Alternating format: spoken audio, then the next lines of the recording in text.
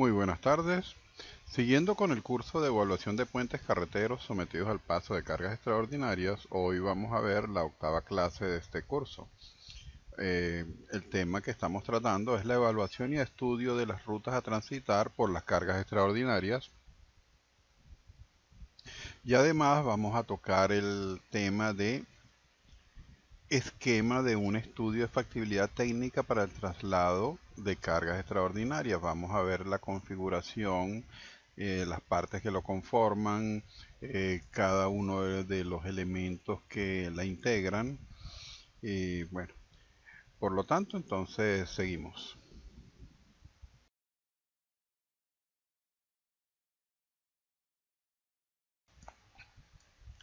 Pues bien, entonces hoy vamos a ver partes de un estudio de factibilidad técnica.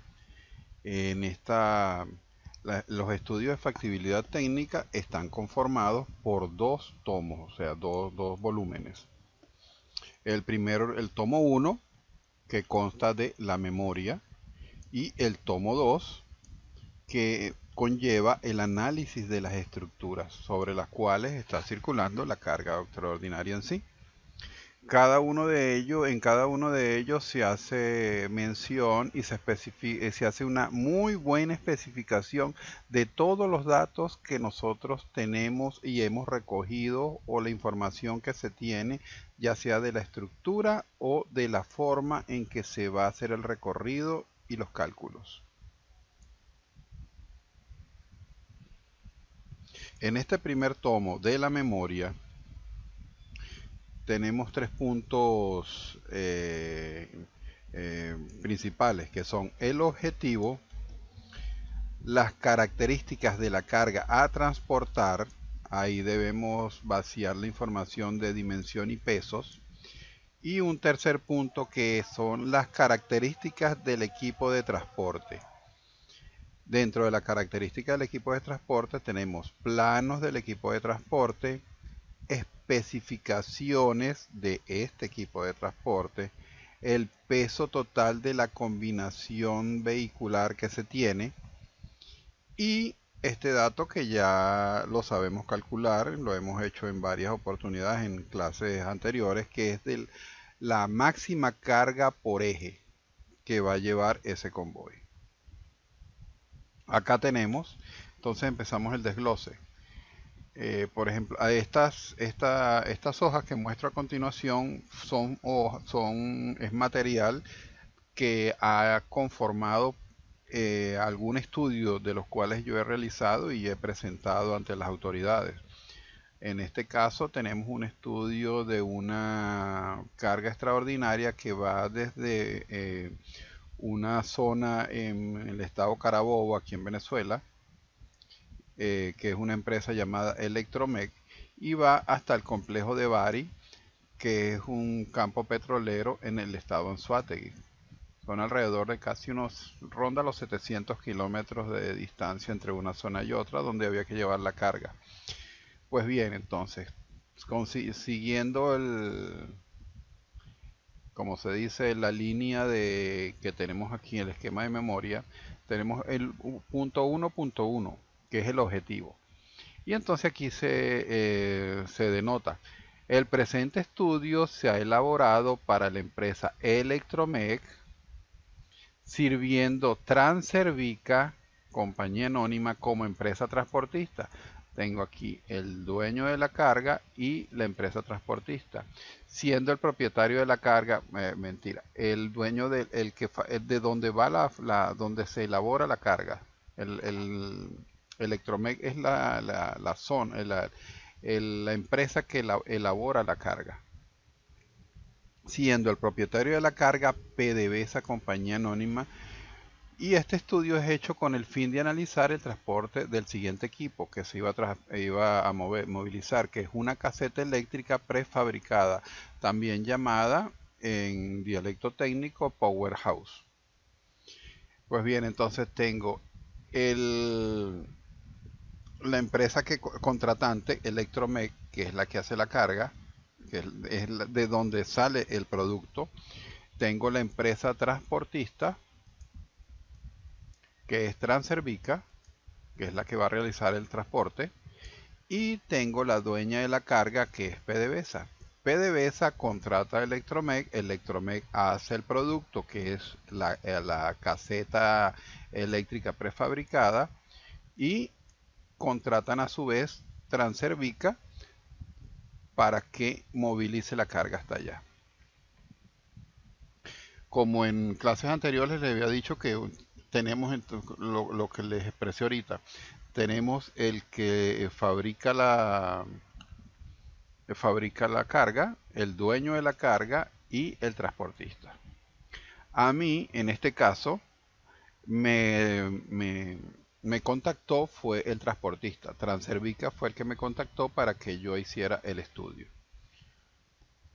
Las características de la carga a transportar entonces tengo el punto 121, dimensiones y pesos.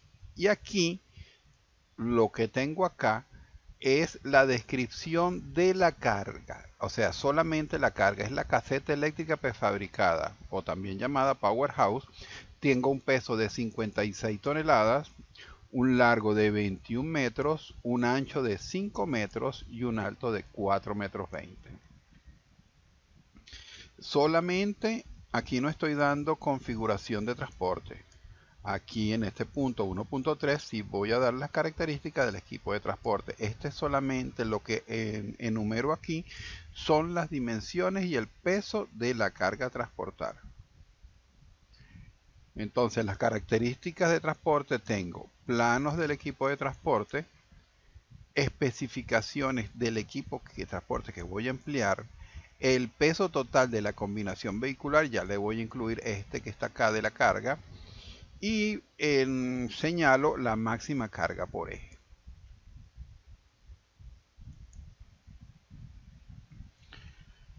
Acá puedo observar las características del tren de carga. Es un 12 en línea, se escogió en ese momento un 12 en línea, aquí está, con la separación entre ruedas de 1500 milímetros o 1.5 metros y una carga por eje de 8000 y algo toneladas.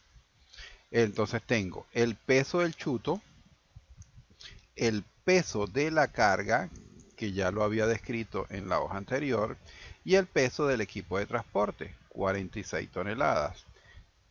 Hago mi sumatoria completa y me da que tengo un peso de 122 toneladas. Este es el peso total de mi convoy de carga. Quería aclararles que de ahora en adelante, cuando se esté hablando de peso de la carga, se va a hablar es de este peso, de las 122 toneladas, es de la que se va a hablar. Ya no se va a hablar de las 56 toneladas, que fue lo que les señalé en esta hoja acá, que les dije 56 toneladas. Este es el peso solo de la carga. Pero de ahora en adelante lo que se va a hablar es sobre el peso del convoy completo. Lastimosamente se genera como una confusión de conceptos, porque de ahora en adelante se va a hablar es de el peso de la carga 122 kilos, cuando sabemos bien, y ya tienen bastante noción de eso por todas las clases que han recibido, se han dictado, es que el peso de la carga es solo 56 toneladas. Nosotros, cuando hacemos el peso total, ya todo el mundo, ya sea en los ministerios, el mismo transportista, todas las personas involucradas en el transporte de la carga van a tomar como peso de la carga 122 toneladas. Eso sí hay que tenerlo bien claro. No se hace una discriminación, no, que la carga es 56, no. Aquí ya se está incluyendo cuando a uno le preguntan cuál es el peso de la carga, 56 toneladas, 122 toneladas, que es el peso del convoy completo. Pasa a ser el peso del convoy completo, pasa a ser el peso de la carga. Pero, como les digo, eso es algo interno tácito. Porque si ven, como les señalé ya anteriormente, si ven la naturaleza del concepto, no se deberían ser 122 toneladas, sino 56 toneladas nada más. Siguiendo en el informe, tengo las especificaciones del equipo de transporte. Ya sé que es un tren de carga de 12 ejes en línea. Y el convoy. Entonces, la discriminación de cómo está estructurado el convoy. Tiene un chuto principal, este camión que está acá, el camión de arrastre, el camión de tractor, donde se le hace una descripción al pormenorizada del mismo. Tengo la placa, la marca del chuto, qué es un chuto, qué modelo es, aquí se especifica número de ejes, número de cauchos, peso que tiene el equipo, ancho que tiene él, altura y el largo. Aquí viene la descripción completa. Y también se hace una descripción del chuto que se lleve de respaldo. Está la placa, la marca, cuál es el tipo, el modelo. Igualito a esta es idéntica a esta descripción.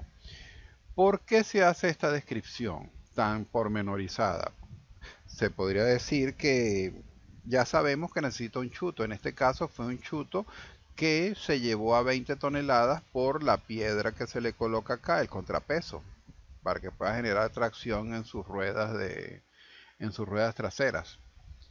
Pero también recuerden que de ahora en adelante todo lo que quede plasmado en este estudio pasa a ser como la verdad cierta.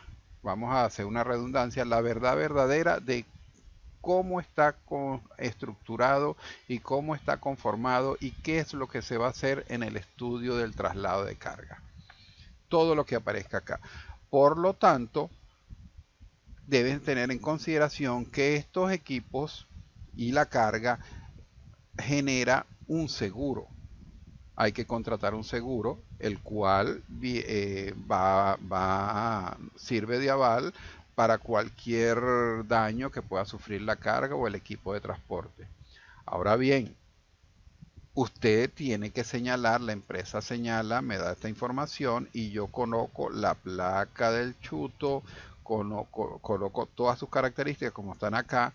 Si sufre una alteración o sufre un accidente, los vehículos que aparecen señalados y denominados y descritos acá en el informe son los equipos que deberían estar acompañando el convoy. Porque vamos a suponer que se produzca un volcamiento, Dios quiera que no. Y cuando el seguro viene a tomar las características del chuto, no es ni esta, es otra. Entonces los chutos no fueron señalados en el informe del traslado, por lo cual el seguro fácilmente puede obviar o negarse a pagar porque se emplearon vehículos que no estaban discriminados en el informe. Vea la importancia ahora que vas a tener el estudio, por eso no lo vean como es un simple informe donde tengo que llenar bastantes hojas con un conjunto de información. Además de que tengo que tener bastante información, pasa a ser de documento técnico también o conlleva una responsabilidad legal. Fíjense que entonces ya cómo empieza ya a subir más como de responsabilidad, no de categoría, sino de responsabilidad, todo lo que aquí plasmemos. Porque al final esto va a ser, sirve para los abogados o cualquier pleito que se tenga o cualquier accidente que suceda, va a servir de aval.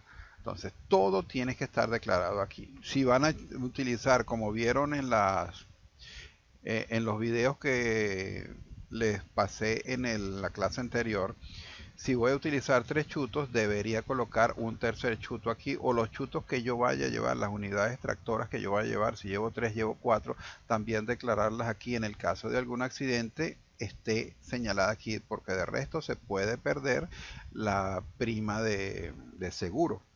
Si se utilizó algún otro vehículo o se cambió la configuración, por ejemplo acá, Estoy señalando que son 12 ejes en línea, pero por costa del, no sé, cosas del destino o capricho de alguien, le metieron un tercero o un eje más o dos ejes más, pasó a ser 14 ejes. Sucede algo, algún accidente, algo que ocurra cuando el seguro toma el informe, que es su elemento de examinar, se da cuenta, pero ellos aquí dicen 12 pero llevaban 14. No se apegó a lo que decía el informe, no hay pago, no se pierde la opción del seguro completamente. Incluso, pues si hay daños a terceros, pues va a tener una sanción penal, puede llegar a tenerse una sanción penal, ya sea el transportista o sea el dueño de la carga, alguno de ellos, porque no se mantuvo los criterios establecidos en el informe. O en vez de meterle más ejes, pongo menos, le quito dos ejes más, en vez de que fueran 12 fueran 10. Puede circular así, no pasa nada, llega a su destino, la carga llega perfecta, la desmontan, allá la ponen donde se va a utilizar, todo perfecto, no ha pasado nada. Pero si en el trayecto desde el inicio hasta el final llega a ocurrir algo, se van a remitir a este estudio presentado por uno. Todo el mundo se va a remitir, tanto las autoridades del ministerio como las autoridades policiales, como el seguro, se van a remitir a este estudio para ver qué era lo que decía la conformación y estructuración del estudio, qué ruta iba a seguir, y si no es la misma que aparece denominada en estas hojas, pues lastimosamente pierde el seguro, pierde la póliza de seguro y incluso pudiera ser empleado para una, como les dije, para una sanción penal. Igualmente, aquí tengo vehículo de remolque o el vehículo de traslado o lo que yo les he dicho hasta ahora que es un cometo, un shooter, un saren. El vehículo de transporte tiene una placa identificadora, la marca en este caso es un shooter, el tipo es un lowboy, modelo semirremolque, número de ejes 12, número de cauchos 96, peso del equipo vacío 46 toneladas, el ancho total que tiene es de 3 metros, el alto es de 0,80 y un largo de 20,77. Aquí está la descripción de mi vehículo de transporte, donde va montada mi carga. Ve que entonces hay que hacer una discriminación completa. Este es como le dije, este es como que la parte legal, además de profesional, es la parte legal donde se realiza la discriminación completa de lo que estamos empleando. Y este plano que yo presento acá, este esquema de plano de los ejes, va a ser también en el caso de algún accidente, algo que pase en el traslado de la carga. Si yo digo que está a 1.50, se va a verificar. Si no eran 1.50, pues ellos simplemente no avalan este estudio. El seguro no cumple, la prima de seguro no tiene validez si yo cambio la configuración que señalo aquí con la configuración que en verdad se empleó. Continuamos.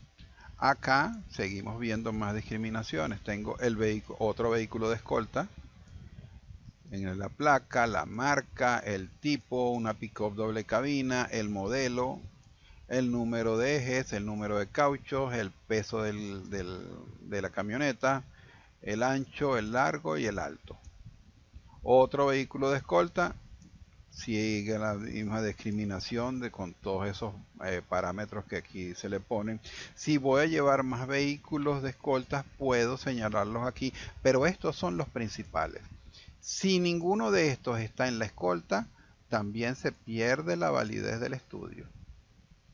Estos son las principales escoltas. Vamos a suponer que esta vaya en la zona frontal, al inicio del convoy, y esta vaya en la zona posterior. Pero si yo quiero llevar dos más adelante, perfecto, llevo dos más adelante. Y si quiero llevar dos más atrás, dos más atrás. Que no la señalo aquí, no está la discriminación aquí, no es tampoco que eh, infringí una ley, no. ¿Por qué? Porque el tercero que yo coloco sí va adelante y el otro que va acompañando acá, de los tres que van acompañando, uno está discriminado y este es el principal. Estos principales siempre tienen que ir señalados en el estudio, siempre, siempre, siempre. Como les dije, si se quiere añadir los otros dos, fácilmente se añade, bueno, voy a llevar 4 camionetas más, además de las 2 necesarias mínimas. Pues se vacía aquí la información y perfecto. Aquí tengo los pesos totales de la combinación vehicular. Entonces, el peso de la caseta ya empiezo a evaluarlo como lo que hacíamos en clase. Peso del chuto 20, peso de la unidad de transporte 2 en línea 46, el peso de la caseta que son 56, me da un total de 122 toneladas, que ese, como les dije en las láminas anteriores, ese de ahora en adelante cuando me pregunten cuál es el peso de la carga, 122 kilogramos, 122 toneladas. Ya pasa a ser el peso de la carga. Y hago una discriminación de las cargas por eje que ustedes ya la saben realizar, donde ya no aparece el chuto, sino el peso de la unidad de transporte, el peso de la carga me da 102 toneladas y 102 toneladas la divido entre el número de ejes que voy a emplear, que son 12, y me da 8.500 kilogramos por eje. De esta manera puedo corroborar si tengo alguna normativa que me regule el peso por eje, pues simplemente aquí lo estoy señalando cuál es mi peso por eje y se puede revisar o se puede comparar si está dentro de los parámetros establecidos por la normativa vigente dependiendo del país que fuere. Si fuera en Colombia, si fuera en Perú, si fuera en Ecuador, si fuera en Argentina. Como les dije, aquí en Venezuela no tenemos una normativa que nos regule eso, por lo cual esto yo lo coloco, pero es como un saludo a la bandera. Recuerden los ejemplos anteriores donde me daban unos pesos por ejes de 20 y pico de toneladas, una broma exagerada. ¿Por qué? Porque no tengo una normativa que me rija.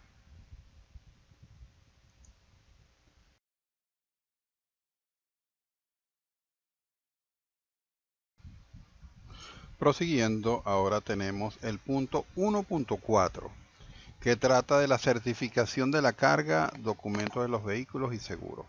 Acá tenemos, generalmente, no siempre pasa, que yo, o sea, o el ingeniero que va a realizar el estudio, en este caso digo yo por eso, le solicito, por ejemplo, en este caso, a mí me contrató el, la empresa transportista, fue la que me llamó y me contrató, es la que me fue a pagar, que me pagó el estudio. Y yo le señalé, yo quiero que me den la certificación de la carga. Entonces la empresa transportista se comunica con la empresa que generó la carga, que es Electromec, y le señala de que genere una comunicación donde exprese a dónde va, quién la hizo, dónde va a trasladarse la carga. Y ella generó esta comunicación, la cual señala que mediante la presente hacemos contar que los equipos descritos en el estudio en cuestión son fabricados y despachados por Electromed, compañía anónima, y deben ser transportados al cliente final, que en este caso era PDVSA. Dichos equipos constan de una estructura metálica y de equipos eléctricos, comunicación y respaldo para garantizar la operatividad del área a la que son asignados. Constancia que se pide a petición de la parte interesada en la ciudad de Valencia a los 31 días del mes de enero del año 2018 y ya firmado por un ingeniero que es el director técnico de la empresa.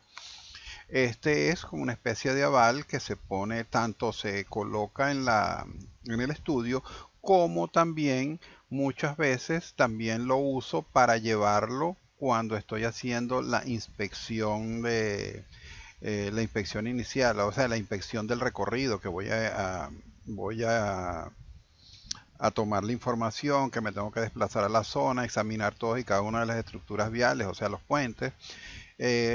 Generalmente en esos casos, cuando estoy en esos recorridos, las autoridades de seguridad, que les digo yo, hay muchas alcabalas a lo largo del recorrido, entonces lo detienen a uno, por qué se dirige allá, qué vas a hacer, por qué vas a hacer esto, entonces uno les señala, les da esto. A veces también Muchas veces la misma empresa transportista genera una comunicación donde lo nombra uno, da la descripción de uno con las características del vehículo con la que estoy circulando yo para ir a hacer la inspección, los acompañantes que tengo, la cédula de identidad de cada uno de ellos y cuál es como que dice, la labor técnica que vamos a realizar, y eso también nos sirve a nosotros de aval en el recorrido. Pero en el caso de acá del estudio yo no coloco esa comunicación del transporte, sino simplemente esta donde se hace una verificación.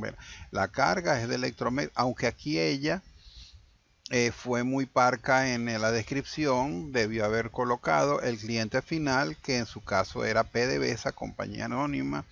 Debió haber colocado la cual va a ser transportada por la empresa Transervica en equipos contentivos de ellos. Fue muy, muy, muy parca. Incluso no está ni la denominación mía, donde el estudio va a ser realizado por el ingeniero Ricardo Oliveros, tal, tal, tal. No, no, no colocó nada, pero esto sigue siendo aval de la calificación de la carga. Fíjense, porque ellos aquí señalan: son fabricados y despachados por Electromed. Ya ellos están haciéndose cargo de que son los que están originando la carga a transportar.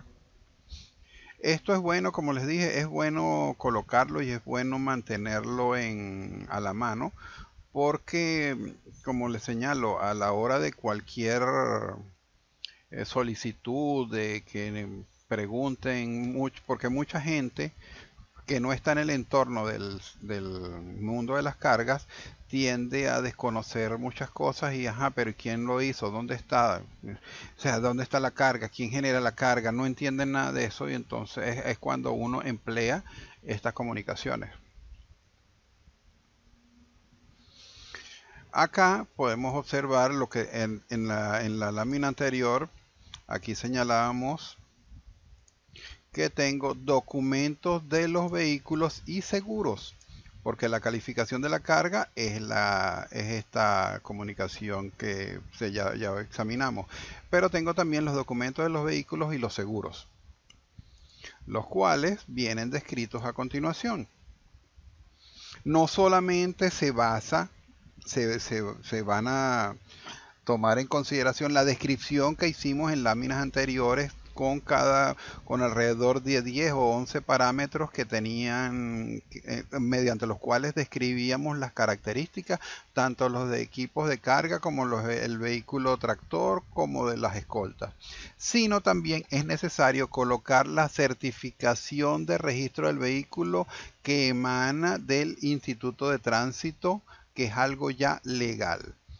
Por ejemplo, aquí tengo esta certificación de registro de vehículos emanado del Instituto Nacional de Tránsito Terrestre de acá de Venezuela, donde señala quién es el propietario: Transportes y Servicios Especiales Transervica, compañía anónima, que es la empresa transportista, la dueña del equipo, donde está el serial de la carrocería, la placa del vehículo, que ya yo la enumeré allá, pero este es el papel original, este es el documento original.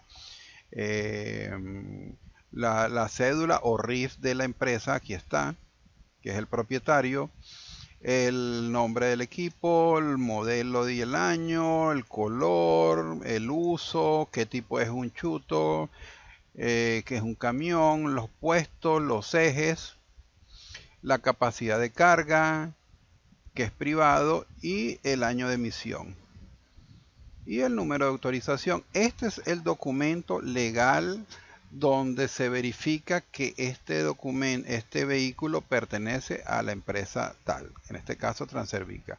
Vio que entonces aquí este documento va incluido, se le saca una copia y se incluye en el informe. Estos son una hoja del informe, como ustedes ven acá,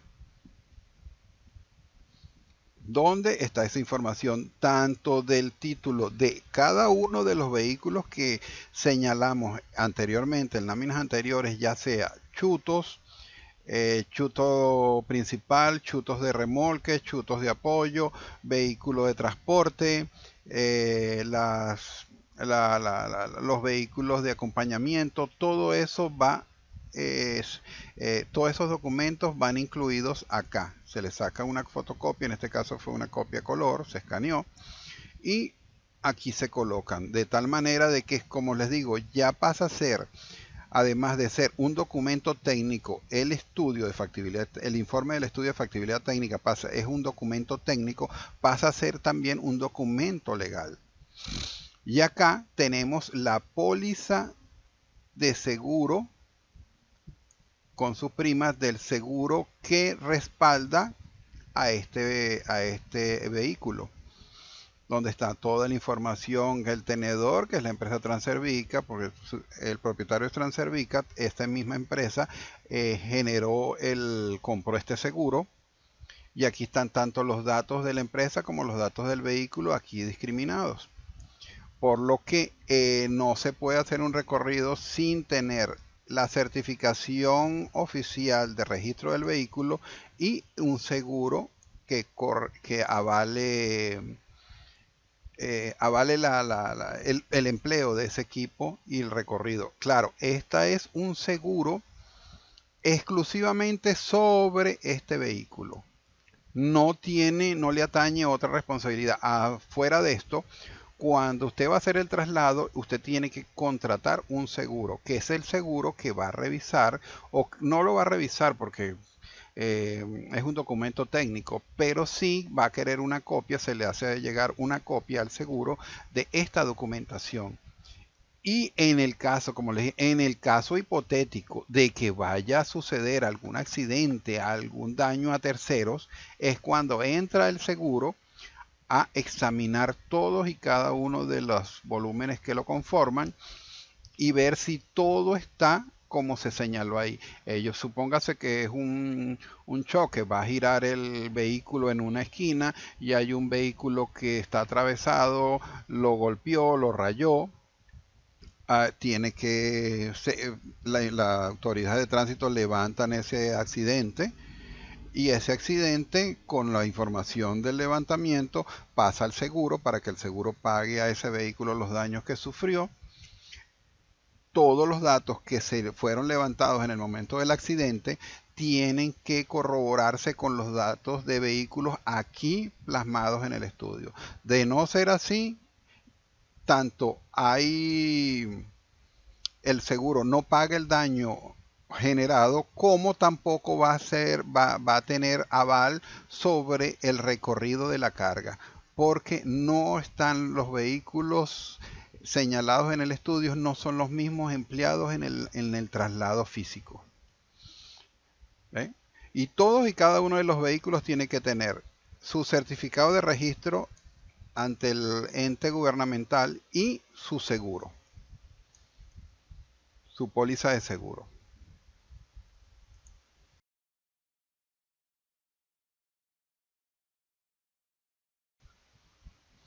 Otro punto muy importante es la descripción de la ruta. Aquí en una parte, entonces el punto 1.5, descripción de la ruta, donde se hace descripción de la ruta del transporte de carga extrapesada entre Electromec, que se encuentra en el estado Carabobo, hasta el complejo de Bari en el estado Anzoátegui.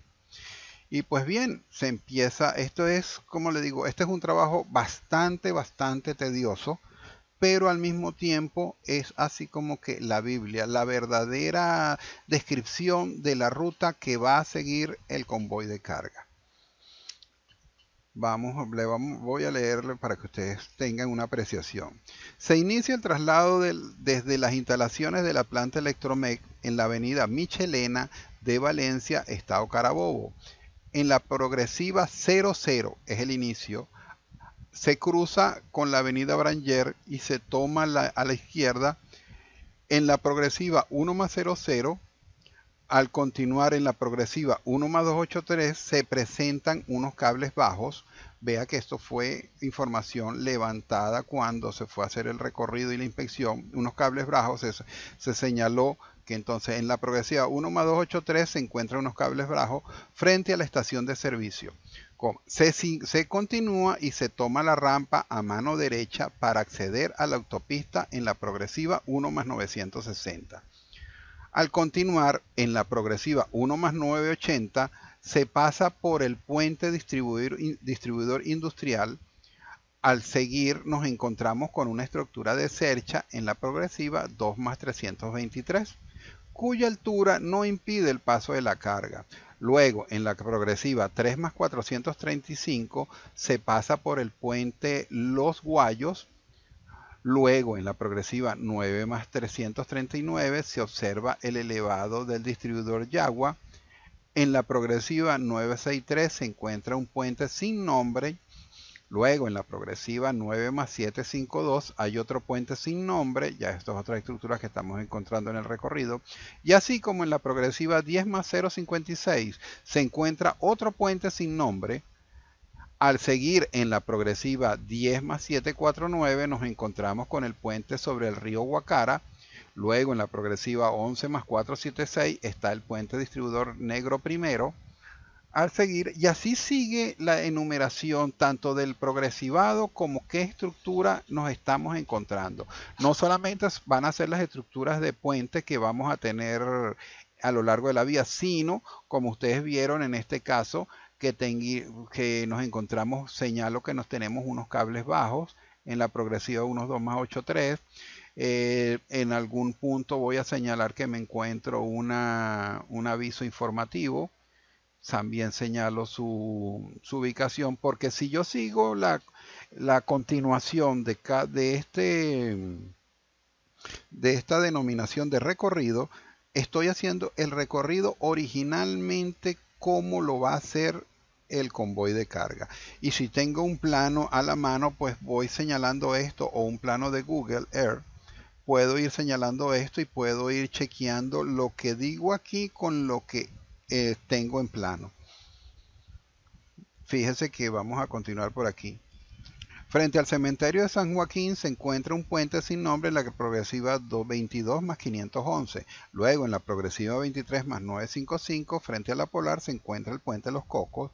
Y así sigo, mire, aquí está el puente Cura. En la progresiva 25 más 756 se planifica la maniobra de pasar la carga en contravía. Ya a ustedes les expliqué que era pasar en contravía. Me voy a ir al sentido contrario de circulación para llegarle directamente al peaje de Santa Clara. En la progresiva 25 más 931 se encuentra el puente Cura y luego pasamos el peaje de Santa Clara y se toma el canal de la izquierda por el espacio adecuado en la progresiva 26 más 353. Al continuar por la carretera vieja en la progresiva 26 más 740 se toma el canal de la derecha en vía hacia Mariara La Cabrera. En la progresiva 29458 se encuentra una cercha con señales de información. ¿Ve? Aquí señalo esto, que no es una estructura vial sobre la cual va a pasar la carga, pero es una reseña que debo hacer de estos elementos. Aquí además se encuentra una cercha con señales de información sin ninguna incidencia en el paso de la carga. ¿Ve? Ahí ya estoy señalando que me encuentro la cercha, pero esta no tiene ninguna incidencia en el paso de la carga, ya que si nos remitimos a los cuadros informativos que conforman el estudio, nos vamos a dar cuenta que el gálibo de esta cercha informativa es bien alto y para nada toca la carga. Pero aquí lo señalamos para que también tengan referencia de qué estamos encontrándonos en la vía.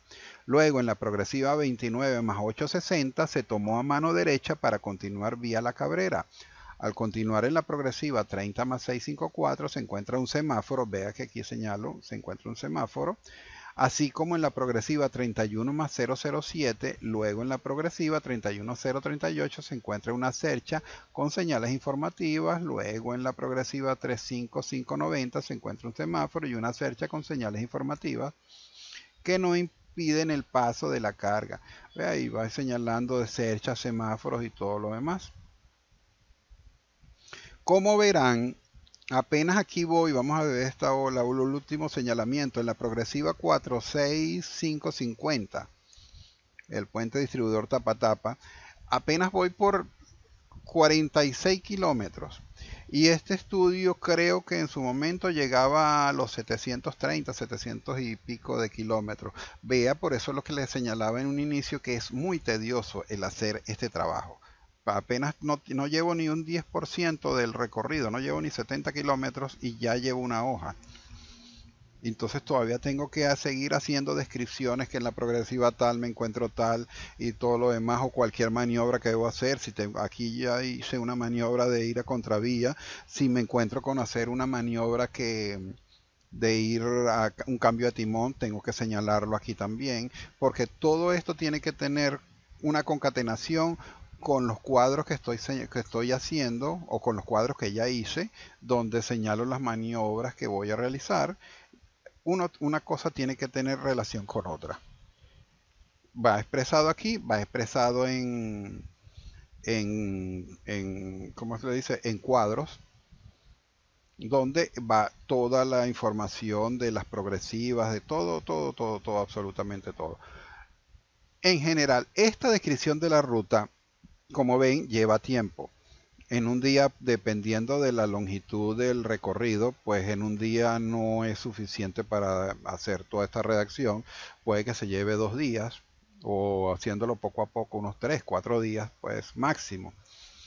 Y la persona tiene que estar centrada tanto con cuadros como con plano de la vía, que tenga noción de qué fue el recorrido, por lo cual esta descripción de la ruta la tiene que realizar una persona que haya hecho el recorrido.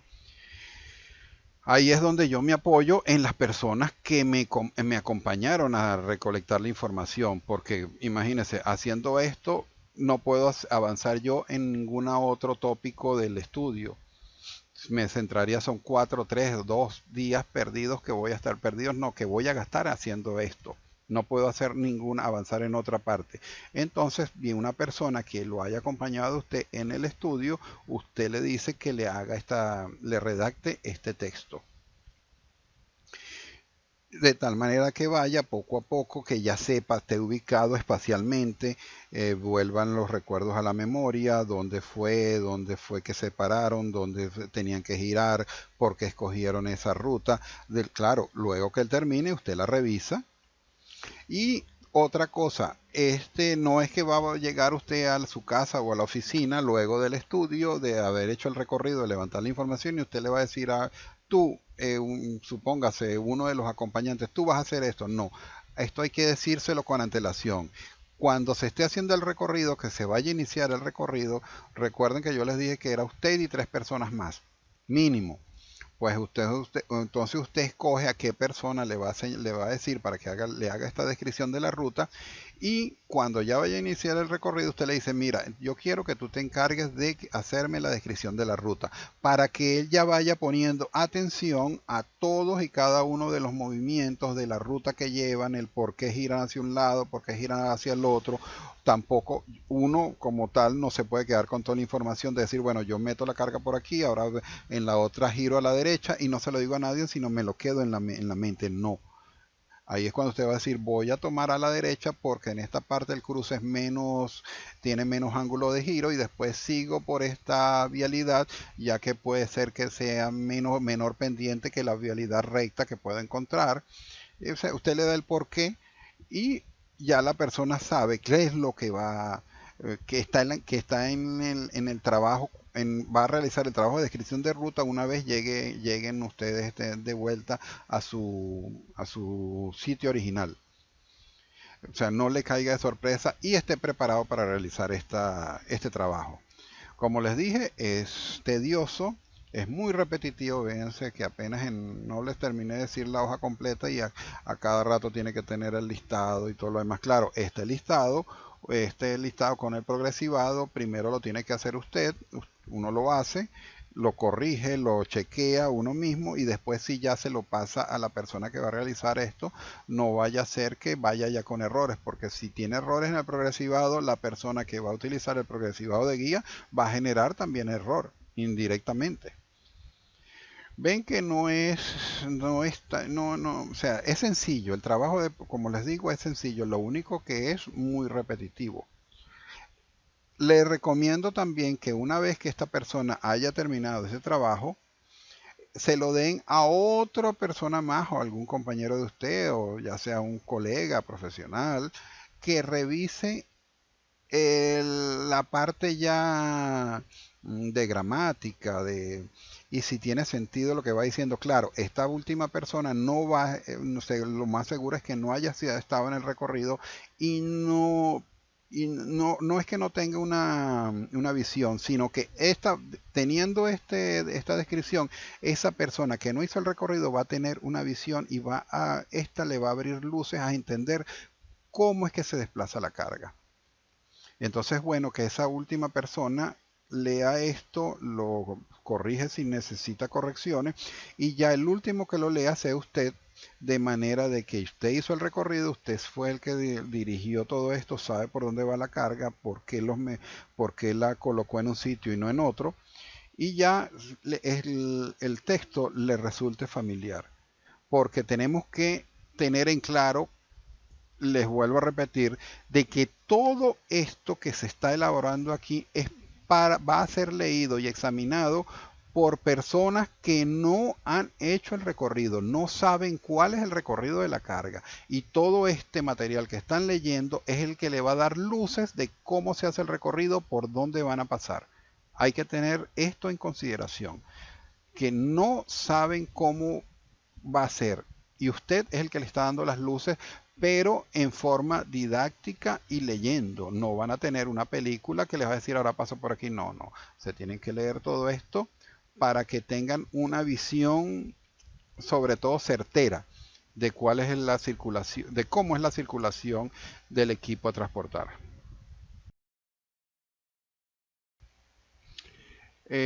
Continuando, tenemos el punto 1.6, el cual se refiere al cuadro general de estructuras, y tengo una subdivisión que es el punto 161, que se refiere al inventario general de estructuras, y el 162, que toca lo relativo al inventario de estructuras a soportar carga, o sea, solo puentes.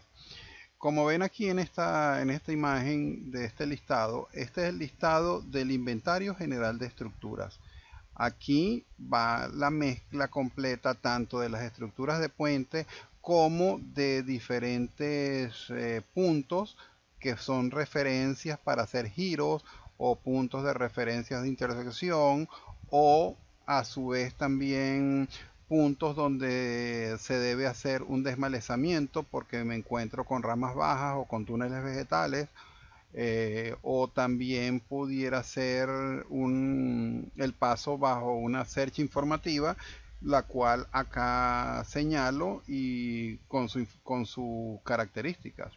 Por ejemplo, aquí tenemos el punto 00, que es el inicio del recorrido, y consecutivamente tengo el número de la estructura que voy encontrando, su progresivado y la descripción de ellas, de sus coordenadas geodésicas en grados, minutos y segundos, tanto coordenada norte como coordenada oeste. Vemos aquí el tipo de estructuras y vemos, por ejemplo, después de la estructura 2, que es el puente 01, me encuentro, no tengo número, aquí no aparece número, tengo un progresivado que es la 13 más 951,91, tengo sus coordenadas y que me señala que es una intersección, la intersección A, y en la leyenda tengo: se gira a la derecha para tomar el ramal con dirección al poblado de Moralito. No es ninguna estructura, es simplemente una intersección, una referencia ante que un cambio de dirección en el recorrido. Y sigo enumerando la estructura 3, la estructura 4, la 5, hasta la 8. En la 8 tengo una progresivado 25 más 520.16. Tengo otra intersección, la intersección B. Giro a la izquierda para continuar el recorrido hasta la población de Moralito. Más adelante continúo en la 25 más 801, o sea, casi unos 300 metros más adelante, tengo el desvío hacia Moralito. Y en esta progresiva, desde este punto hasta 930 metros más adelante, se continúa hasta encontrar con la estructura 9009, que es un cajón de drenaje vía Moralito. Y exactamente aquí lo tenemos, el cajón 9, que es un cajón de drenaje, cajón número 6, y con sus características.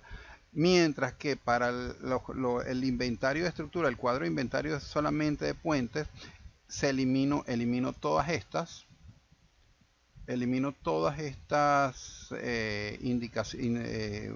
puntos indicativos, que tomo como referencia, los elimino y solamente quedan las estructuras, estas.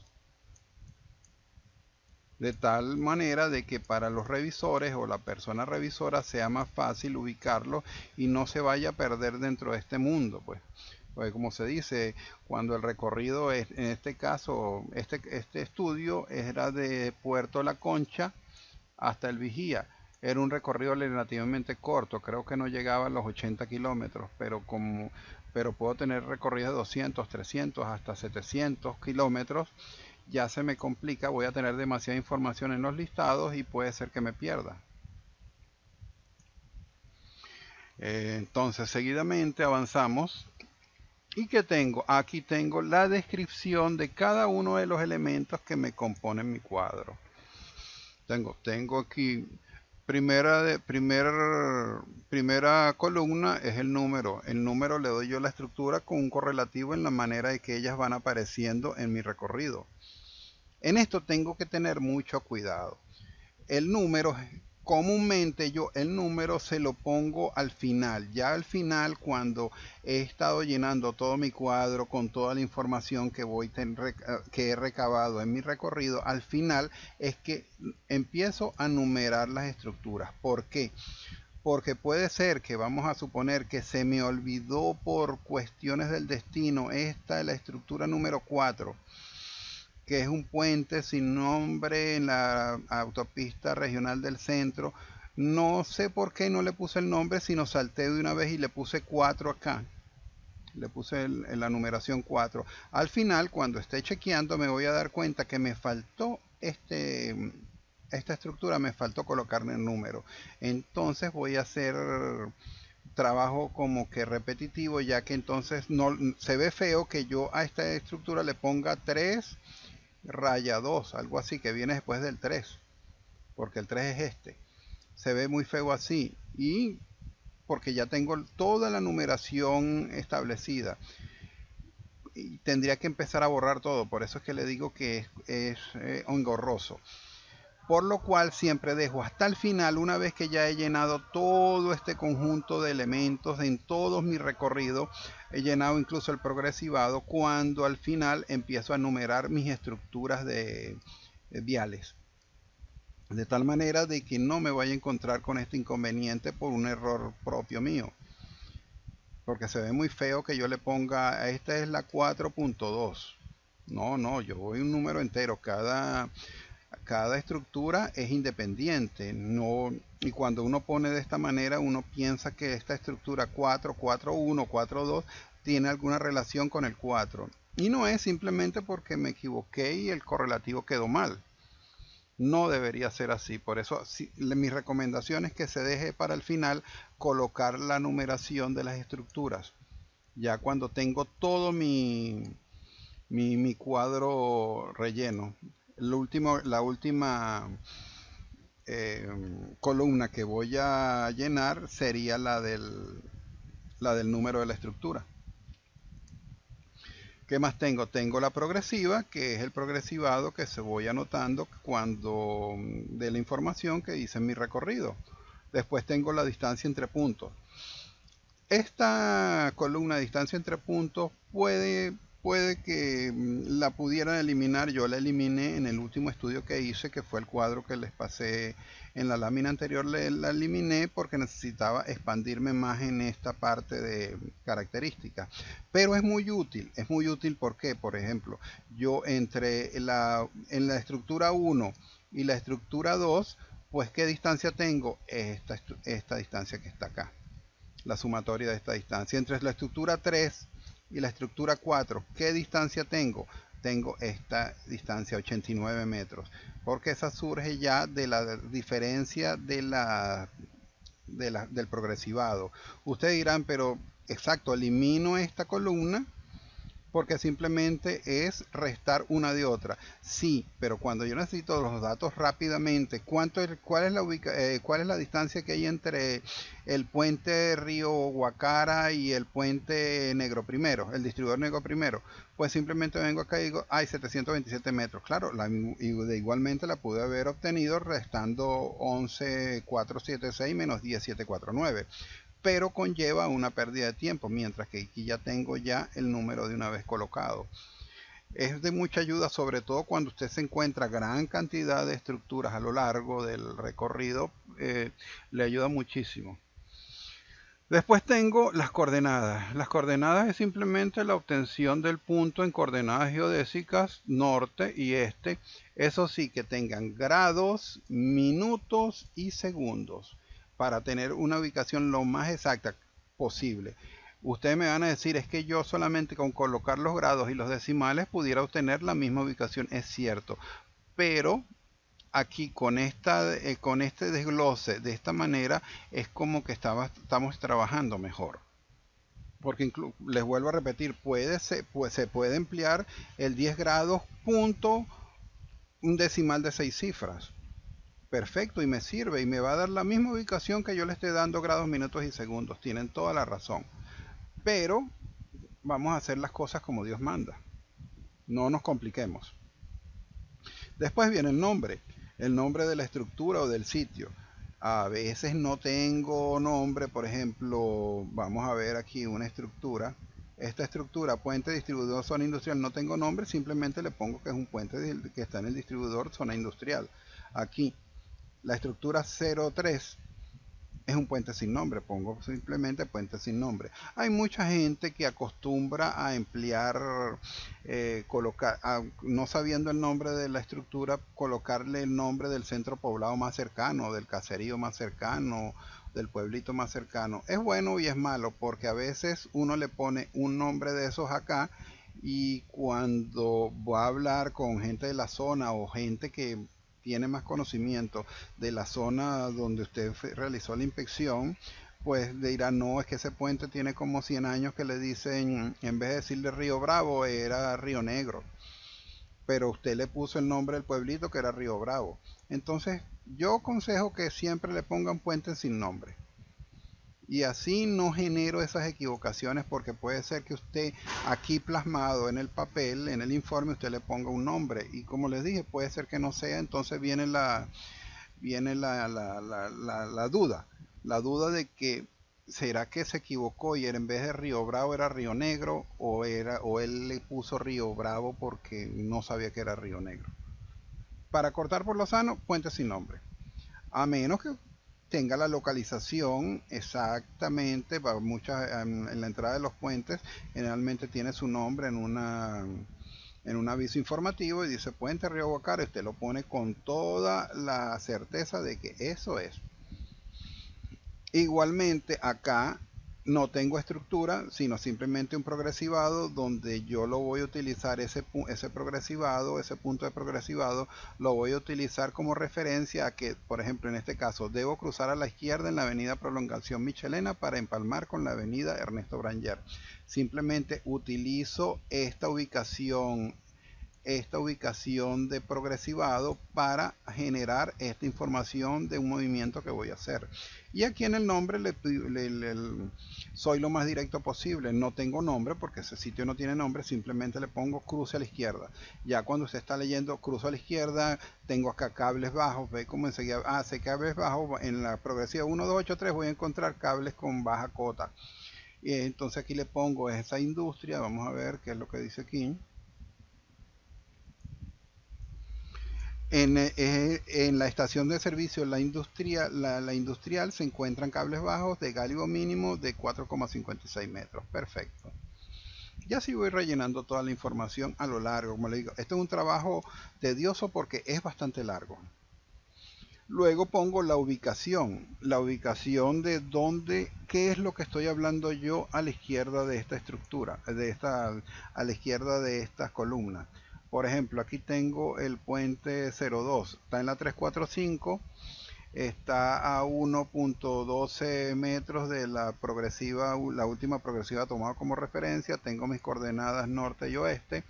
¿Qué pongo como nombre? El Puente de los Guayos. Perfecto. No tengo que poner puente sin nombre, sino Puente de los Guayos. Y aquí en la ubicación que pongo está en la vía Valencia-Yagua, que pertenece a la autopista regional del centro. ¿Ves? Tengo muchos puntos, muchos elementos que me pueden identificar esta estructura o referenciármela. Luego viene material. ¿Qué material pongo? Es un puente de concreto armado. Tipo de estructura. ¿Qué tipo de estructura es? Una viga, son vigas de concreto armados, BARM. Esta es la nomenclatura técnica que se emplea en el uso de esos puentes, para describir esos puentes. ¿Qué función tiene ese puente? Paso de vehículos. Listo. Porque puede ser que usted tenga un río por abajo, es verdad, van a pasar vehículos, pero la razón principal del establecimiento del puente es porque tengo un cauce de agua en la parte inferior. Aquí no tengo cauce de agua, sino simplemente es un paso de vehículos, porque estoy salvando una depresión. Que tenga un río más abajo porque se haya formado, eso es otra cosa. Observaciones. En este puente no tengo observaciones, pero puede ser, por ejemplo, acá en este progresivado que tengo un aviso informativo, le pongo el gálibo. Gálibo de 5,49 metros. Acá si tuviera algo, que le digo yo, junta dañada o algo así, lo pusiera en esta parte de observaciones. Número de tramos, 1. Luego viene la luz libre. La luz libre es de 21 metros. Después viene la longitud total. La longitud total de la estructura, como tengo un solo tramo de 21 metros, es 21 metros. Si tuviera dos tramos de 21 metros, fuera de 42 metros. La longitud total de la estructura. Como tengo un solo tramo, me coincide con la luz libre normal de un solo tramo. ¿Qué tengo a continuación? El ancho. El ancho de la estructura es de 26 metros 50. Luego tengo aquí vigas por tramo, número de vigas por tramo. Entonces tengo la discriminación concreto y metal. Como ya habíamos dicho que es un puente de concreto, pues tengo 7 vigas que son de concreto. Metal va tachada. Luego tengo la altura de viga. ¿Qué altura de viga? No me aplica, que me señala que no aplica. ¿Qué más tengo aquí? Tipo de alineamiento. Es un alineamiento recto, no es desviado. ¿Qué más tengo acá? Número de registradores, no me aplica. No me aplica. Tengo acá espesor de la losa. Espesor de la losa 0,20 metros o 20 centímetros. Tengo espesor de asfalto. Espesor de asfalto 0,10. ¿Qué otra columna tengo acá? Esta parte. Separación entre vigas. No tengo, no me aplica. Porque este debe ser un puente de losa. Y la del Estado, la entidad federal, es el Estado Carabobo, acá en Venezuela. Vamos a ver este ejemplo que está acá. Tengo un puente de concreto de vigas pretensadas que me está salvando la función de la estructura, salvar un cauce de agua. No tengo observaciones, un solo tramo de 21 metros, la longitud total es 21 metros, el ancho es de 13 metros. Tengo 8 vigas de concreto armado, no tengo vigas metálicas. La altura de la viga es 1,40. El puente tiene un ángulo de desviaje, no es un puente recto. Tengo número de rigidizadores, tengo un rigidizador intermedio. ¿Cuál es el espesor de la losa? 0,20 metros o 20 centímetros. ¿Cuál es el espesor del asfalto? 0,10 metros o 10 centímetros. ¿Y cuál es la separación entre vigas? 1,60 m. ¿Dónde? ¿En qué entidad federal? En Carabobo. ¿Ven? Y de esa forma voy llenando. Como le dije, es un proceso tedioso, pero hay que hacerlo y se le hace a toda y cada una de las estructuras. ¿Mm? En el caso de los cajones de drenaje, aquí tengo cajones de drenaje, que le digo, la longitud, ¿cuántos tramos? Un solo tramo de 9 metros, 9 metros en total, 12 metros de ancho. No tengo vigas, no conformo ningún tipo de vigas. La altura de la viga no aplica porque es una losa, un puente losa. El tipo de alineamiento es recto. El número de registradores no aplica. el espesor de la losa 20, el espesor del asfalto 0,10, distancia entre vigas no aplica. Y tengan en consideración esta parte, vean. Esta parte les quiero destacar. Vean que en todas las estructuras aquí señaladas yo busco colocarle 0,10 de espesor de asfalto. Ustedes me dirán por qué 0,10 de espesor de asfalto. Porque la norma me dice que el espesor de asfalto es 0,5. Máximo 0,10 en el caso de una repavimentación. Entonces me gusta trabajar con un espesor de 0,10 asumiendo que en algún momento tuvo una repavimentación. Eso sí, si yo encuentro un espesor de asfalto más alto, como que le digo yo, como 18 centímetros, pues en vez de poner los 10 por defecto, que es el que me dice la norma, pongo mis 18 centímetros porque este va a ser la carga muerta que va a soportar la losa a causa del asfalto. Si tengo 25 centímetros de asfalto y eso fue lo que medí, pongo el espesor este que estoy encontrando. Porque no voy a poner los 5, no me gusta poner los 5 solamente porque me parece muy poco. Entonces es preferible tener este handicap a mi favor de jugar con el 0,10 que me exige la norma. O sea, 2 veces el espesor normal que le coloqué en el inicio. Claro, como les dije, si voy a medir y mido que tengo 18, 25, 20, pues coloco el que de verdad tengo, porque el modelaje de la estructura se va a hacer en función de lo que yo estoy viendo que está ubicado en ese puente. Como les dije, en muchas inspecciones que he realizado me he llegado a encontrar espesores de asfalto de hasta 47 centímetros de espesor. Algo así que se lance, se pasa hasta los brocales y la baranda de los puentes. Pero es así, simplemente es así. Pues bien, acá les presento otro cuadro general donde se observa un poco más los detalles de las que ya le había hablado en las otras láminas. Pues bien, vean aquí como tengo señalamiento de progresivas, no tengo estructuras, vean que en la columna de las estructuras no tengo nada. Y aquí, entonces, claro, el primero, como siempre, el 00 es el inicio de la ruta.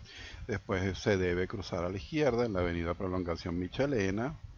Después aquí señalo en esta progresiva es cables bajos. En la estación de servicio, la industrial, se encuentran cables bajos. Después esta que tampoco es estructura, pero es un punto de referencia, salida a la derecha. Se debe acceder a la derecha en la rampa del distribuidor, por ahí van.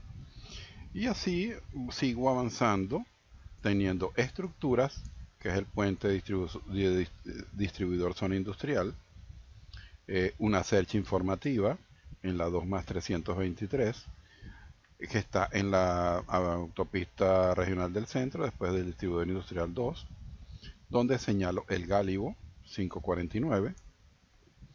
Después tengo otra estructura, el puente de los Guayos, después un elevado. Tengo un elevado en el distribuidor Yagua, un paso a desnivel, y aquí lo coloco, el Gálibo 548. Y voy encontrando más estructuras, las voy señalando, su progresividad y todas sus características, hasta que me encuentro otra cercha acá, en la 15 más 978, que es un aviso informativo, aquí lo señalo, y doy su Gálibo de 544. Y así progresivamente sigo avanzando donde tenga desmalezamiento, aquí una maniobra. En la 25756 tengo una maniobra después de la que me tengo que ir a contravía, y así se va haciendo el desglose de cada uno de los elementos estructurales y elementos de detalle, ya sean avisos informativos, pasarelas, desmalezamientos, cables bajos que vaya encontrando y que yo en el recorrido los haya ubicado, y ya en la oficina pues los voy colocando en el cuadro general. Como les dije, no es un trabajo difícil, sino es un trabajo tedioso porque es a lo largo de todo el recorrido, todas las estructuras de viales más todos los avisos, todos los cables bajos, todas las referencias de cruce que voy a hacer.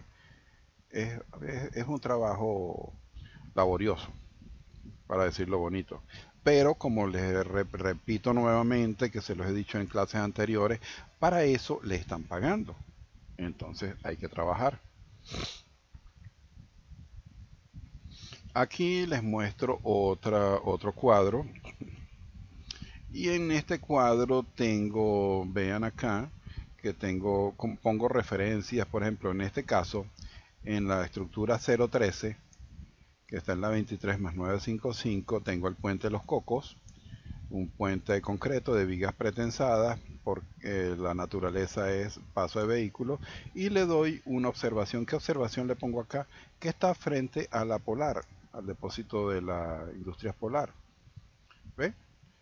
Y aquí tengo otro, está subrayado, pintado con un gris más oscuro. No es una estructura, vean acá, no tengo estructuras.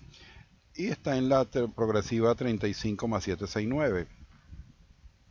Tengo sus coordenadas y qué señalo aquí, que son las instalaciones de la empresa Transervica, y da la recomendación de que se debe pernoctar en el sitio.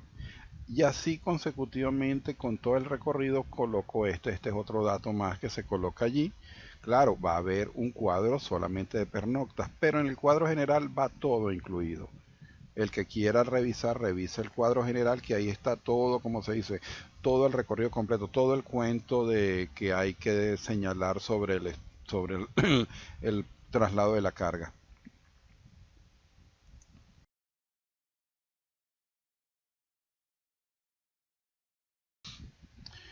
Y acá ya paso al punto 1.2. 1.7, perdón, que habla sobre la metodología utilizada en la elaboración del estudio. Y tengo 5 puntos a destacar, que son, habla sobre las visitas de inspección y recopilación de información, sobre la evaluación de la incidencia de los trenes de carga, la metodología utilizada para evaluar los puentes, los factores de seguridad y el resultado de la evaluación. Y todo esto va colocado en el tomo del estudio. Acá tengo entonces metodología utilizada en la elaboración del estudio. Y empiezo mi desglose. El estudio consiste en un trabajo multidisciplinario en el cual se consideran diversos aspectos, tales como la selección de ruta, las operaciones de las cargas, el análisis del comportamiento de las estructuras, etc. En el aspecto operacional se consideraron los diversos elementos que constituyen el transporte, así como la reglamentación y la señalización que deben tenerse en cuenta durante la operación del mismo. Con respecto al análisis del comportamiento de las estructuras sobre las cuales circula la carga, se realizaron las siguientes actividades. ¿Qué fue lo que se hizo? Pues la visita de inspección y recopilación de información. Se verificó la posible existencia de agrietamientos, de flexiones excepcionales de gran tamaño, deterioro de material, el estado de los apoyos del puente, rotaciones, socavaciones, asentamientos de estribos y de pilas, y la presencia de cualquier otro síntoma o anomalía que pudiera afectar el comportamiento de la estructura bajo las solicitaciones impuestas por la carga a estudiar, que es la carga excepcional. Se recopiló la información referente a las características geométricas de la estructura, como luces, número de vigas, dimensiones, separación entre ellas, los separadores, espesor de losa, ancho de aceras, barandas y demás. El otro punto que trato es el 172, que me habla de la evaluación de la incidencia de los trenes de carga. Según se detallará posteriormente, se ha establecido una comparación entre las solicitaciones producidas por las cargas de diseño especificadas en la norma Ashton, mi camión de diseño, el HS 2044, que está en vigencia para la época de construcción del puente, hay que hacer esa acotación, las solicitaciones máximas producidas por el tren de carga contemplado en el presente estudio, tomando en cuenta la distribución espacial que se deriva de la presencia del tablero. Se modela el tablero, se modela el tablero, se tienen ya las tablas que vienen en los manuales de la AASHTO sobre la incidencia de respuesta de momento y de corte del tren de carga HS-20, que es el que se supone se empleó en el momento de la ejecución de ese puente, y se compara con el modelado que se le hace al tren de carga que genera el convoy con la carga que yo estoy pasando en este momento. Pues bien, como referencia general de análisis y diseño se emplearon las normas AASHTO y el manual para evaluación de condiciones de puente adaptadas de la Asociación Americana de Carreteras y Autopistas y de Oficiales de Transporte. Estas normas se consideran indicativas de las utilizadas para proyectos de puentes, además que se utilizan para el diseño del puente, son empleadas también para la evaluación de puentes. Ese desglose de estas normas las vamos a ver en próximas clases.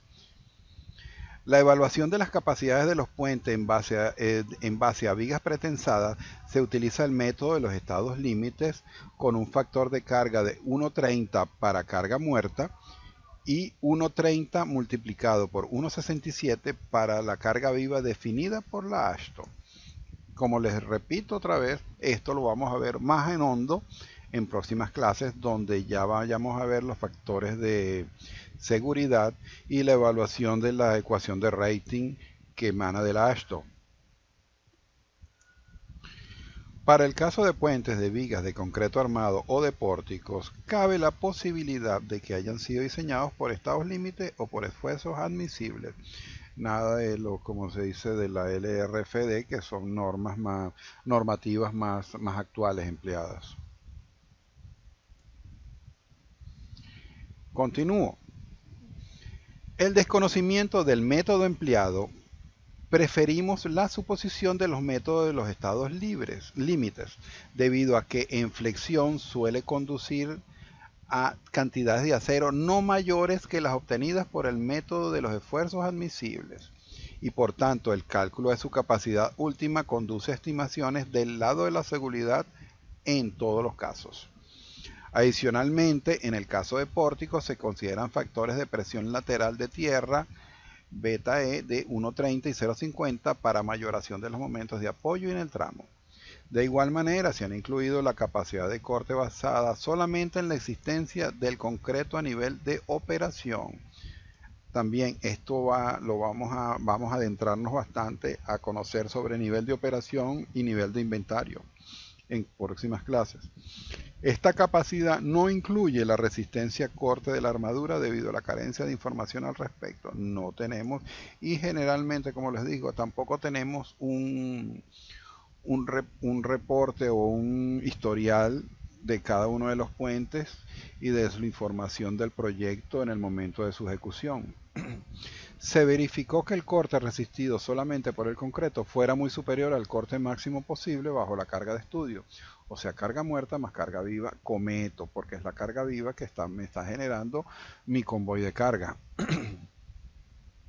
Ya que el vehículo de transporte está obligado a moverse sobre los puentes con una velocidad máxima entre 3 y 5 km por hora, que se debe evitar frenar y acelerar dentro del puente, y que no circulará simultáneamente ningún otro vehículo dentro del puente. No se considera razonable entonces incluir un factor de impacto de las normas AASHTO a la carga del transformador o de la carga que esté transportando yo en ese momento. Ve, al bajar yo la velocidad de circulación sobre las estructuras, me evito el factor de impacto. Por esto hay que tenerlo claro. Recuerda que lo vimos en videos sobre cómo se realizaba el paso de la carga sobre la estructura, y es principalmente por esto, porque le quito el factor de impacto. En todo caso, si fuera posible cuantificar el efecto dinámico real que produce dicha carga, tal efecto quedaría cubierto ampliamente por los factores de seguridad que están asociados a cada uno de los puentes. No necesito meterle factor de impacto. El punto 173, la metodología empleada para la evaluación de los puentes. En cada puente de concreto se investigarán las máximas solicitaciones producidas por el camión de diseño HS 2044, incrementándola en un 20%, tomando en cuenta el factor dinámico de impacto y la repartición entre las vigas según la metodología de la AASHTO. Es bueno señalar que para las estructuras F2, F3 y F6 no se efectuó el incremento del 20% del camión de diseño debido a que se supone que su fecha de diseño es anterior a la aplicación de esta normativa.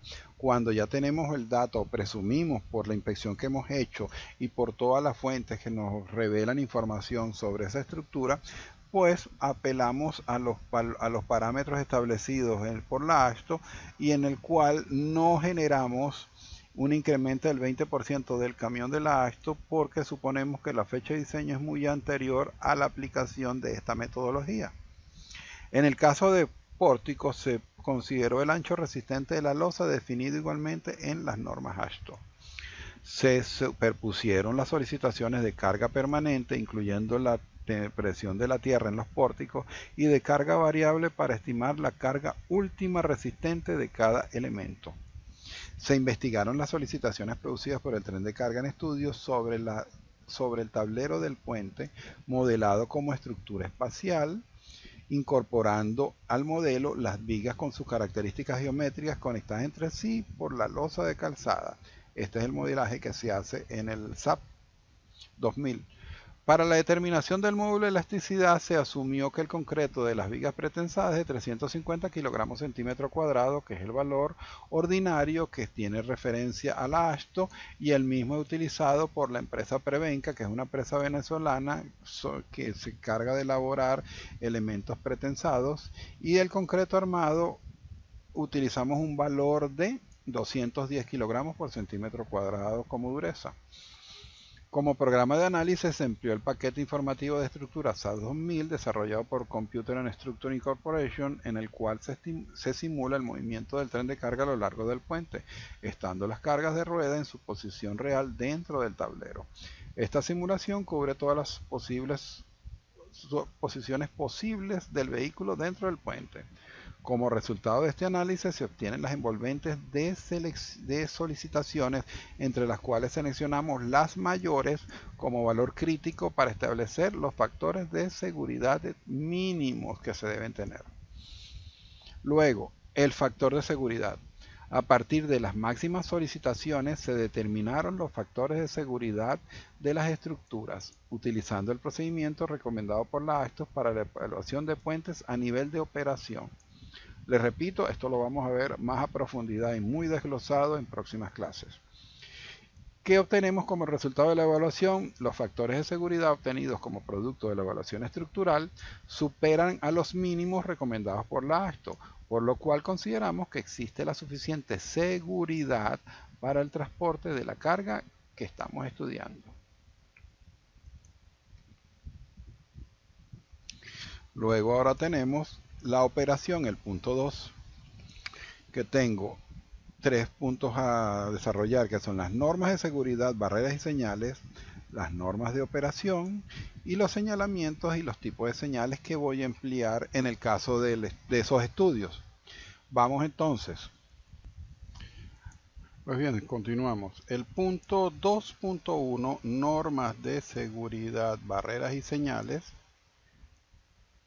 Venimos para acá y tengo el estudio de señalización. Esta actividad comprende la adecuada señalización de autopistas, troncales, carreteras principales, locales, son las que se encuentran que pueden encontrarse en el recorrido de mi carga, las cuales al hacerse el estudio aplicando normas tanto nacionales como internacionales dan lugar a una imagen clara tanto de destino como de normativas y así hacerlas más viables. Estos estudios arrojan los siguientes resultados: memoria explicativa, croquis de la ubicación exacta de las señales, dimensión de las señales, todo esto calculado según el Manual Venezolano de Dispositivos Uniformes para el Control de Carga. Creo que existe el Manual Interamericano de Señalización. Creo que todavía está en funcionamiento. Aprobado en Gaceta Oficial. Una vez indicada la vía, se inicia el recorrido y el diagnóstico en materia de seguridad vial, y concluido el estudio de señalización en campo, se presentan los siguientes recaudos. Planilla del progresivado de ubicación de cada señal y la numeración correspondiente. Indicativo de la actividad para cada señal, ya sea mantenimiento, remoción, nueva. Planillas de empalmes, resúmenes, actividades para estructuras. Hojas de diseño de cada señal informativa y resúmenes preventivas, reglamentarias y de obstáculos. Y hoja de cálculos de las cantidades de obra. Ahora tenemos el estudio de demarcación. Estos estudios son el apoyo principal de la señalización, ya que confirma el uso de los carriles de vías con todo lujo de detalles, de acuerdo al Manual Venezolano de Dispositivos Uniformes para el Control de Tránsito, ya que de esta manera el desplazamiento de los vehículos queda lo más libre posible. Al hacer esos trabajos se arrojan los siguientes resultados: una memoria explicativa, un croquis de ubicación exacta de la demarcación, dimensiones reglamentarias de las líneas, cantidades de obra y el presupuesto. Una vez indicada la vía, se inicia el recorrido y el diagnóstico en materia de seguridad vial, y concluido el estudio de demarcación en campo, se presentan los siguientes recaudos, que son la planilla del progresivado, el indicativo de la actividad que se va a realizar, las planillas de empalmes, las hojas de diseño de cada tipo de aplicación y cálculos de cantidades de obra. Lo anteriormente ayuda a establecer la normativa de operación del paso de carga. Son normas de seguridad, barreras y señales de acuerdo al manual de dispositivos de control de tráfico. Cuando se efectúen desvíos con el fin de permitir el paso de la carga, igualmente se aseguran las premisas de esta norma: el circular por autopistas, carreteras, calles y zonas urbanas en general. Normas de operación de la carga y señalamiento y tipos de señales. ¿Qué normativa estamos aplicando? Estamos aplicando, como estamos en Venezuela, es el Manual Venezolano de Dispositivos Uniformes para el Control de Tránsito. ¿Cómo se dice? Gracias a Dios tenemos este manual. Ya no utilizamos un manual externo o el manual interamericano, utilizamos el manual venezolano, que fue hecho en el año 2011. Lastimosamente aún no tenemos normativa de carga, pero bueno, vamos poco a poco. Para la ejecución de la construcción, rehabilitación, preparación y mantenimiento de una determinada vía o en áreas adyacentes a la misma, se efectúa la circulación de vehículos y peatones. Se deben realizar una serie de actividades que eviten en lo posible la ocurrencia de accidentes, sobre todo esta, y demoras excesivas en el desplazamiento de vehículos. Cosa fundamental para nosotros: evitar accidentes para que tener un recorrido sano y una demora, o sea, una tranca. Nos remitimos al manual venezolano, donde la variedad de las condiciones que se presentan al momento de ejecutar una obra en determinada vía impide establecer la metodología única de estos dispositivos y normas, por lo que presentamos técnicas y medidas adecuadas a cada situación que se nos presente. Entonces, ¿cuál es la función de la señalización y los elementos de seguridad? Es informar por intermedio de estos dispositivos para lograr los desplazamientos de vehículos y peatones de manera segura y cómoda, evitando accidentes y demoras. Está la planificación, que lo que se busca es garantizar la circulación vehicular en condiciones de seguridad. Deben tomarse en cuenta como prioridad el tipo de obra que se ejecutará en cada tramo de vía y la velocidad que fue diseñado ese tramo vial. Esto casi no aplica para nosotros, pero son normativas que se deben tener en consideración. En el estudio de señalización, una vez conocida la actividad que se va a ejecutar, se debe tomar los siguientes aspectos. Zona de advertencia: es el área donde se instalarán señales preventivas de advertencia, de canalización y de reglamentación a una distancia entre cada una de ellas, indicadas en el manual por el cual nos estamos normando. Y normas sobre pernoctas del convoy de carga a lo largo de la ruta. Esto sí es muy importante, ya que se debe tener los siguientes puntos. El convoy de apoyo irá delante de la carga y consiste en una camioneta dotada de luces intermitentes y avisos con leyenda de ancha y larga, un camión techado, el cual llevará las señales móviles luminosas y la cuadrilla de trabajo, una camioneta dotada de luces intermitentes y avisos con señal ancha y larga con elementos Skymaster, para levantar tendidos de cables eléctricos y objetos colgantes cuando el gálibo no sea suficiente. Cuando son las diferentes catenarias que pueden tener los cables, pues simplemente se pone a alguien abajo con una pértiga, levanta la catenaria que quede suficientemente espacio y por aquí pasa el camión sin ningún tipo de interferencia. El convoy de transporte debe llevar una camioneta dotada de luces intermitentes y aviso con señal ancha y larga, un camión dotado de equipos especiales para reparaciones y los utilizados para el transporte de carga, una camioneta dotada de luces intermitentes y un aviso con leyenda de ancha y larga, la cual indica el cierre de la vía.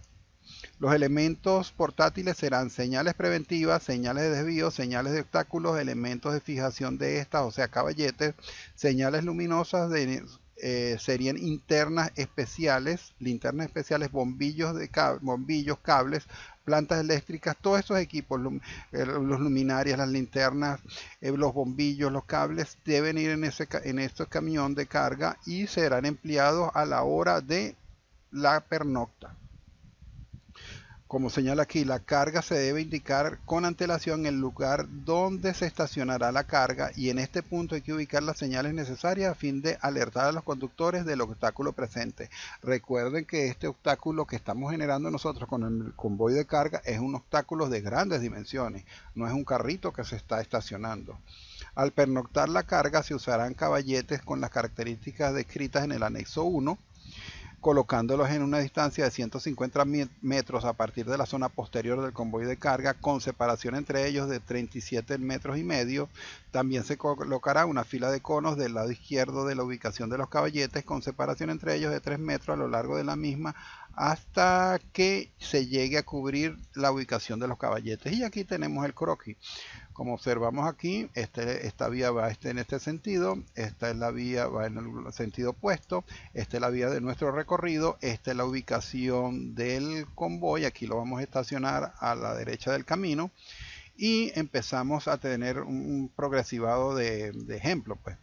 La 00, la progresiva 0 más 00 es la parte trasera del convoy y en función de eso cada 37 metros y medio convocamos un caballete con una señal de advertencia e iluminado hasta que cubrimos una distancia de 150 metros, lo cual no va a equivaler a la colocación de 4 caballetes.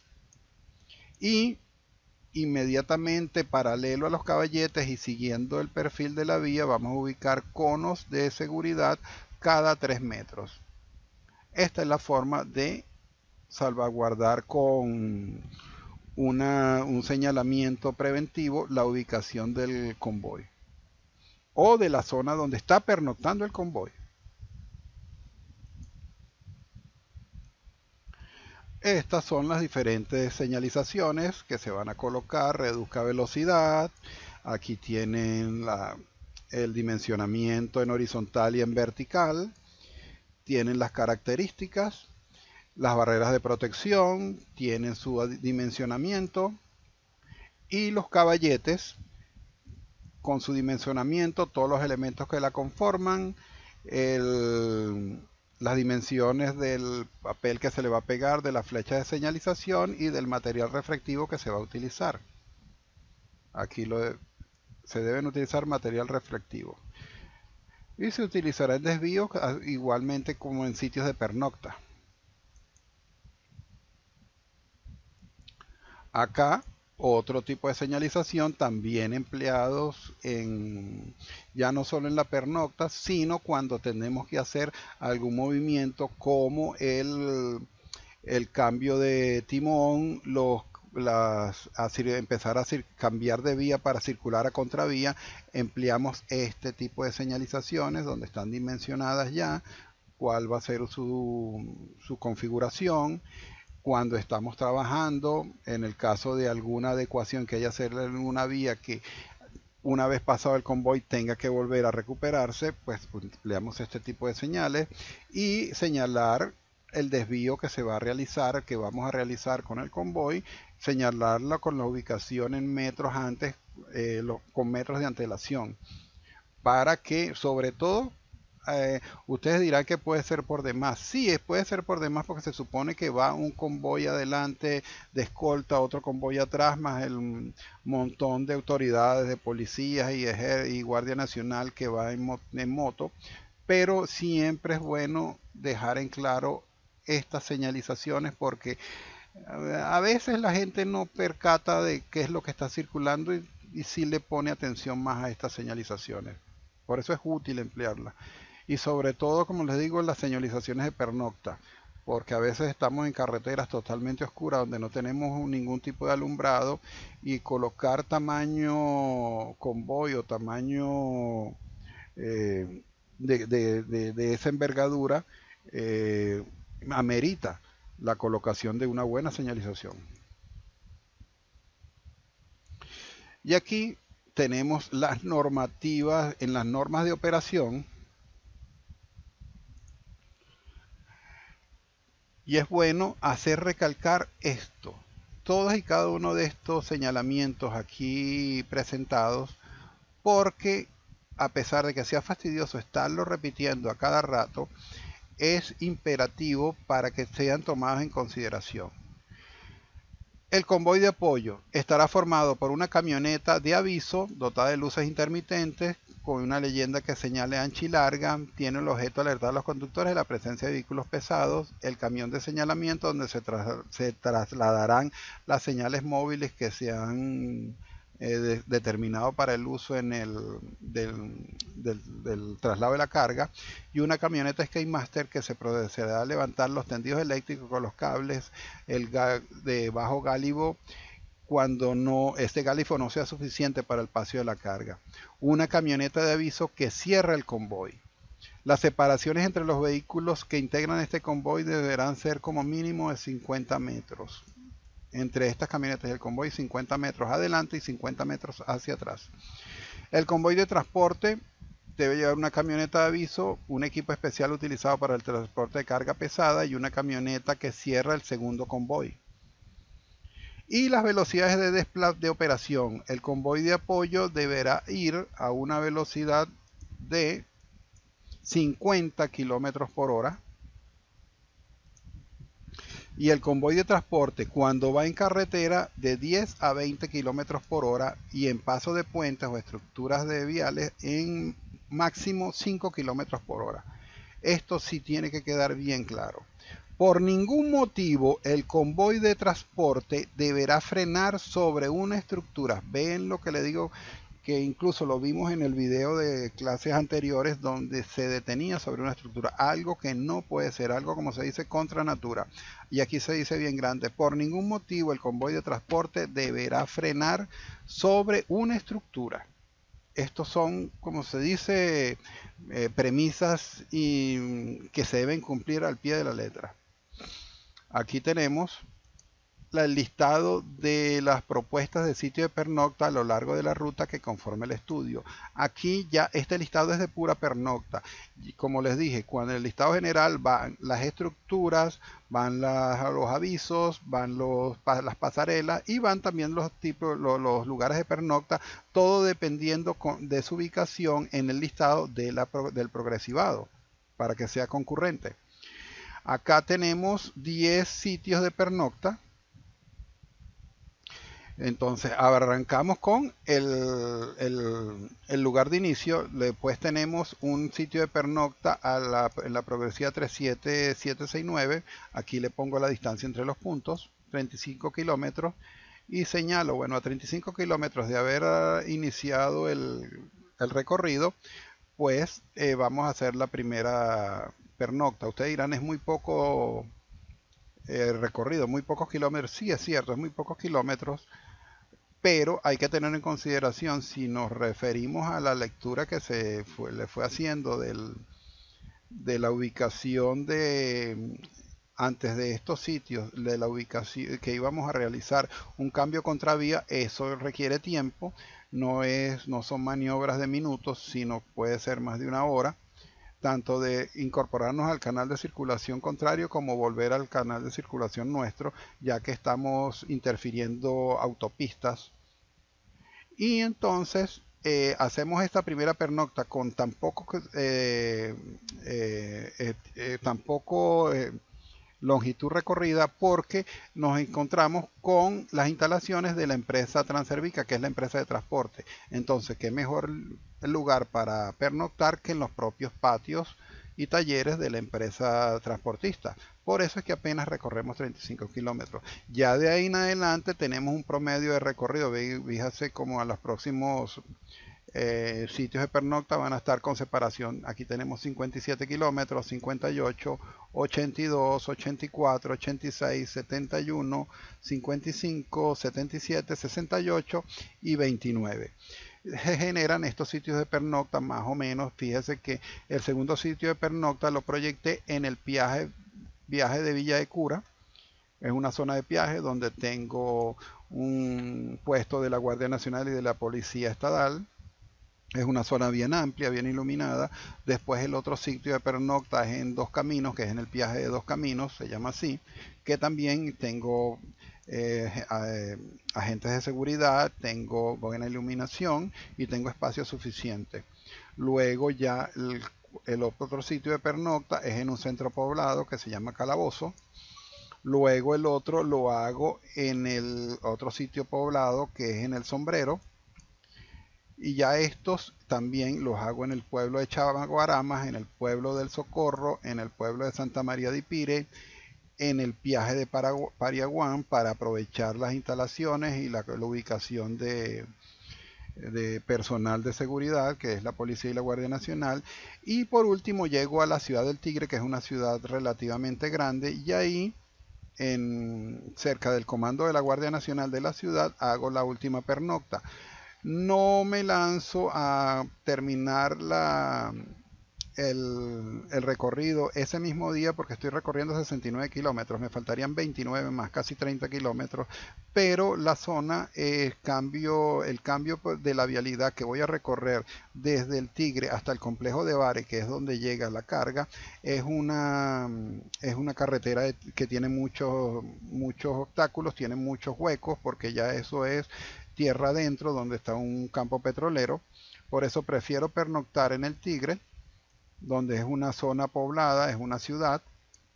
Tengo la custodia de la Guardia Nacional y al día siguiente sí recorro los últimos 30 kilómetros hasta el complejo de Bari, donde ya ahí finaliza la carga, finaliza el recorrido de la carga. Ven, entonces cada uno, yo busco, otro punto importante es que yo busco estos sitios y más o menos los ubico, pero también no es que esto se vaya a emplear al pie de la letra, porque también recuerden que puede ser que llueva, puede ser que haya algún derrumbe sobre la vialidad, puede ocurrir miles de cosas que me generen un retardo en la circulación de mis distancias, por lo cual puede ser que no llegue a Chaguaramas, no llegue al Socorro, no llegue a Santa María de Ipire y tenga que quedarme en la carretera. Eso ya lo decide el jefe del convoy que va en la carga, pues. No siempre tienen que hacer esto a rajatabla, pero esto es como una guía donde a ellos los más beneficiados son los acompañantes del convoy porque saben que son sitios previamente ya señalados sobre todo por la seguridad, por el espacio, por la iluminación que van a tener.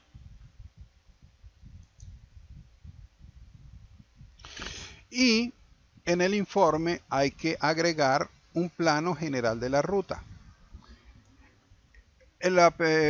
Esto se va haciendo por partes, se entrega o sea, se va presentando por partes. Partes significa no es que usted va a presentar una parte hoy y otra mañana, no, sino que va a ser desglosado de esta manera. La primera imagen es el plano general de la ruta completa. Por ejemplo, aquí tengo la progresiva 00, la inicio acá y después me voy recorriendo toda esta ruta demarcada acá en esta imagen de Google Earth hasta que llego, en este caso llegaba hasta una planta termoeléctrica que era el fin. Aquí veo toda la geometría de la ruta, más tengo una visión somera de cada una de las estructuras que allí se encuentran. Luego, Como ven que tengo el zoom demasiado largo, entonces lo que tengo que hacer es presentarme más al detalle, porque aquí es muy general. Y entonces para que tengan una idea, mire que aquí tengo el puente número 3, después tengo el cajón número 2, después tengo el cajón número 3, el número 4 y el número 5 y mi dirección de circulación. Y así voy tomando vistas de la ruta que voy siguiendo con las estructuras que voy tocando. ¿Cuánto me llevan? Pues desde ahí con esa ampliación de zoom hasta que llego a mi punto de destino. Porque ya como bien ven ustedes, ya tengo la configuración este plano anterior, donde doy una configuración inicial de todo mi recorrido. Y entonces aquí lo hago por sectores. Por eso es que le dije que era por partes. No, pero no es que lo voy a entregar por partes, es que lo tengo que presentar por partes. Bueno, pues bien, hasta aquí nos llega la octava clase del curso de evaluación de puentes carreteros sometidos al paso de cargas extraordinarias. En la próxima clase, la número 9, vamos a seguir viendo el segundo tomo del que forma parte del estudio total, que basa sobre los análisis de las estructuras, y vamos a seguir ahondando más sobre este mundo de las cargas extraordinarias. Como les dije, más adelante vamos a seguir, eh, vamos a hacer el desglose al detalle de cada uno de los elementos que conforman los factores de seguridad, el cálculo de los factores de seguridad y al mismo tiempo la ecuación de Wright, que es de donde sale estos factores de seguridad. Como les he venido repitiendo, estamos a la completa disposición de ustedes para el envío de cualquier tipo de pregunta que tengan a ver sobre la clase, cualquier tema de estos que no les haya quedado claro, alguna idea, alguna definición. Pueden enviarla al correo del ingeniero Manuel Vicente Guía, y en las que gustosamente nosotros les responderemos.